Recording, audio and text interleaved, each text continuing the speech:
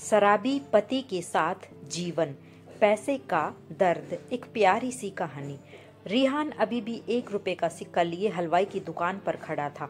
उसके सामने शीशे के शोकेस में रंग बिरंगी मिठाइयाँ लगी हुई थी। साथ ही बराबर में गरम गरम जलेबी चाशनी में डाली जा रही थी, जिसकी महक माहौल को और भी मजेदार बना रही थी।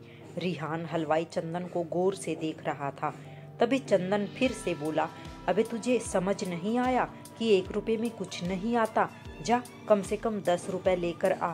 रिहान यह सुनकर थोड़ा उदास हो गया। फिर बोला, भैया कोई काम बता दो, मैं कर दूंगा, साफ सफाई का, बर्तन मांजने का, लेकिन कुछ खाने को दे दो, बहुत भूख लगी है। चंदन ने एक नज़र रिहान को ऊपर से नीचे तक देखा।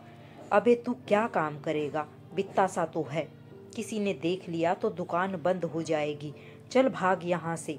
चंदन अपने नौकरों को डांट कर जल्दी जल्दी काम करने के लिए कह रहा था। पूरे जिले में चंदन हलवाई के समोसे और जलेबी मशहूर थी। सुबह दुकान खुलते ही ग्राहकों का तांता लग जाता है। रिहान वहां से जरा दूर हटकर एक बिजली के खंभे के साथ खड़ा हो गया। रिहान एक फटी सी निक्कर, एक टी शर्ट पहने अभी भी ललचाई नजरों से उधर ही देख रहा था। रिहान ने एक बार फिर से अपनी मुट्ठी में बंद सिक्के को देखा। फिर वह सोचने लगा कि शायद आज भूखे ही रहना पड़ेगा, लेकिन किस्मत को कुछ और ही मंजूर था। चंदन का नौकर समोसों से भरी परात लेकर दुकान में घुस रहा था। तभी 2 समोसे नीचे गिर गए। चंदन उस पर जोर से चिल्लाया, अभी दिखाई नहीं देता? देख कर काम कर, चल उठा इन्हें, नहीं तो पैर में आएंगे। नौकर ने जल्दी से समोसे की परात रख दी, जहां बेचने वालों के चारों ओर लोग झुंड लगाकर खड़े थे और समोसों का इंतजार कर रहे थे। उसने जल्दी से दोनों समोसे उठाए। शायद दुकान पर कोई नहीं होता तो चंदन कह देता कि इन्हें वापस परात में डाल दे, लेकिन ग्राहकों के सामने ऐसा नहीं कर सकता था। इसलिए उसने कहा, एक काम कर, वो सामने लड़का खड़ा है, उसे दे दे। नौकर फटाफट रिहान को समोसे पकड़ा कर चला गया। रिहान ने वही जमीन पर बैठकर एक समोसा खाना शुरू कर दिया। समोसे खाकर उसने पास के नल से पानी पिया। भूख मिट गई। वह चुपचाप वहां से निकलकर पास वाले चौराहे पर पहुंच गया।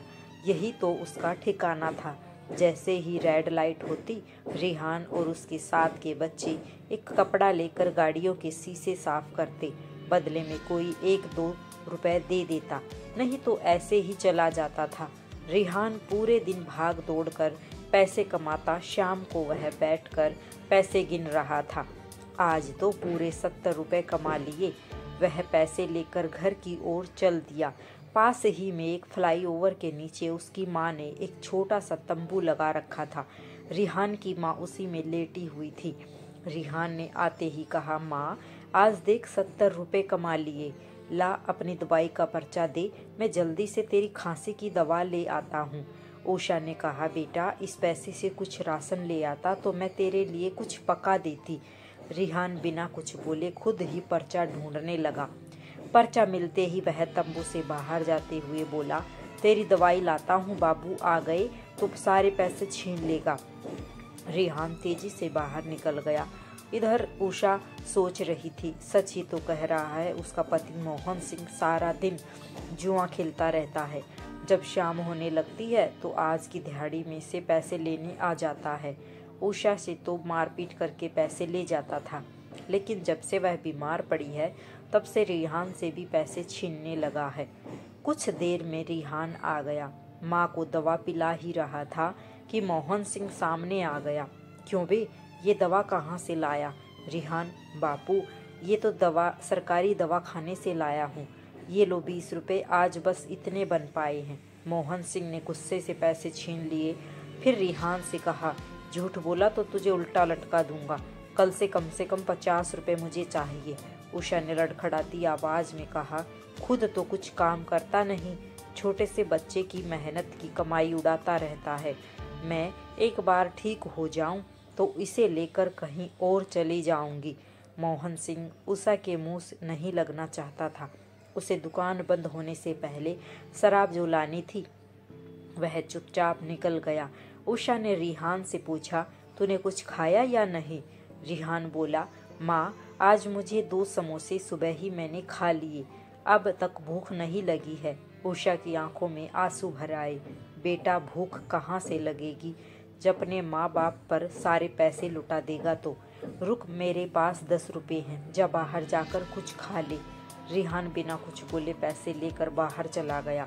भूख तो उसे लग रही थी, लेकिन अगर बाबू को पैसे नहीं देता तो वह माँ को मारता, इसलिए माँ को बचाने के लिए उसने भूख को मार लिया।